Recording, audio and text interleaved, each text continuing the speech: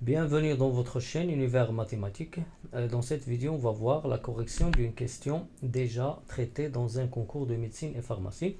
Dans cette question, on veut calculer l'intégrale entre 0 et pi demi de sinus de x exponentielle de x d de x. Est-ce que la réponse correcte, c'est la réponse A, B, C, D ou E?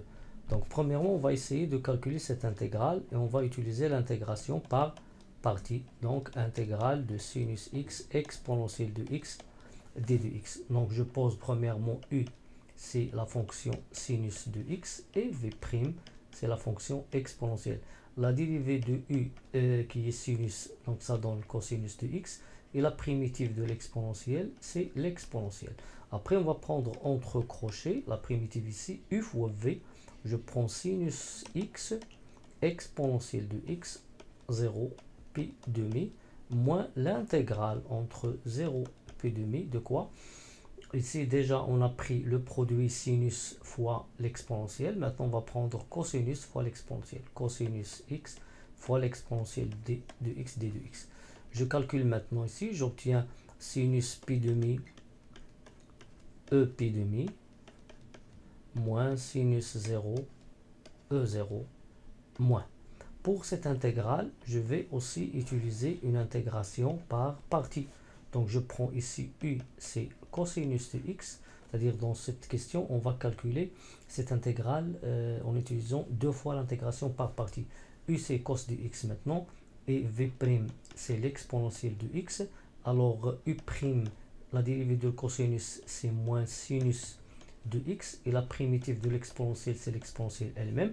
Donc, entre crochets, je vais écrire U fois V, donc ce qui est bien sûr cosinus x exponentielle de x 0 pi demi, moins l'intégrale entre 0 et pi demi de quoi? Ici, on a cosinus fois l'exponentielle. Maintenant, on va prendre moins sinus fois l'exponentielle. Moins sinus de x fois l'exponentielle de x. Et après, on sait que sinus de pi demi, c'est le 1. Donc, il reste e pi demi. Sinus 0, c'est 0 fois l'exponentielle de 0. Le tout, ça donne 0. Moins. Ici, entre crochets, cos x exponentielle de x 0 pi demi. Moins. Ici, je prends l'intégrale. Le moins. Soit je fais entrer ce moins ou bien je fais sortir ce moins. Et le résultat, c'est un plus. Mais avec ce moins, il va rester moins. Donc, on a 3 moins ici. Le moins à l'intérieur de l'intégrale. Le moins qui précède l'intégrale. Et le moins qui précède le crochet. Donc, on obtient moins l'intégrale de 0 à pi demi de sinus x exponentielle x d de x. Et on aura bien sûr e pi demi moins.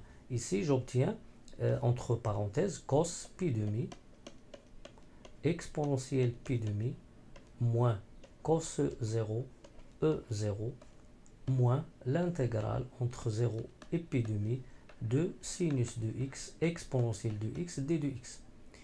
Et maintenant, ce qu'on remarque, c'est qu'on a commencé par l'intégrale de sinus l'exponentielle. On trouve ici moins l'intégrale. Donc, lorsque je déplace cette intégrale qui a un signe moins, j'aurai maintenant sinus l'intégrale plus l'intégrale, ça donne 2. L'intégrale de 0 à pi demi de sinus x exponentielle de x d de x est égal à e pi demi moins. Pour cos de pi demi, ça donne 1, 0. Donc, c'est 0. Et pour cos 0, c'est 1. Exponentielle de 0, c'est 1. Et on obtient moins 1.